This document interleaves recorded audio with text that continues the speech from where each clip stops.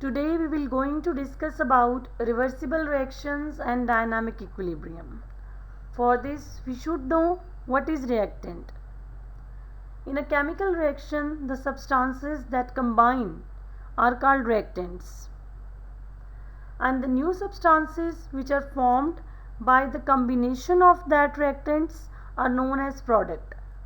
In this slide I am showing you the example in which hydrogen and oxygen are acting as reactants. They combine together to form a product which is water. Now, what are irreversible reactions and reversible reactions? In case of irreversible reactions, the reactions which cannot go backward, the reactions in which the products do not recombine to form reactants are called irreversible reactions. They are represented by a single arrow because they can never go back. They proceed from left to right and mostly they are considered as complete reactions.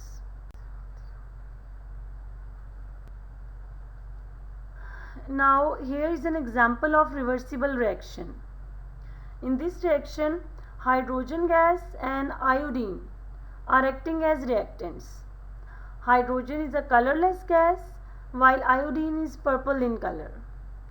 They both react together by heating and the product is formed which is hydrogen iodide. Now the reaction is taking place from left to right. So it is a forward reaction. And if we consider about a reverse reaction, then the hydrogen iodide, which is the product in forward reaction, will decompose into hydrogen and iodine. So this will be the reverse reaction. This will be the reverse reaction. When these both reactions are written together, then this is known as reversible reaction, in which reverse and forward both reactions are taking place at an equal rate. Now, how chemical equilibrium achieved in this reaction?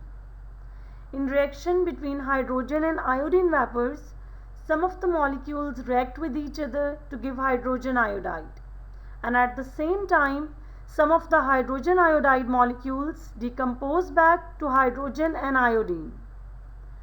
Now, in the start, the concentration of the reactants is higher as we are starting our reaction with the reactants than that of the products. So forward reaction is faster. The reaction which is from left to right is faster than the reverse reaction. Now as the reaction proceeds, the concentration of the reactants will gradually decrease while that of product will increase. The rate of the forward reaction will go on decreasing and the reverse reaction will go on increasing, and ultimately the two rates will become equal to each other. Thus the equilibrium achieved. Here is another example of calcium carbonate. Calcium carbonate basically formed by means of reversible reaction. Now if we carried out this process in an open flask, then definitely, as carbon dioxide is a gas, it will evaporate. So we have to carry out our reaction in a closed flask.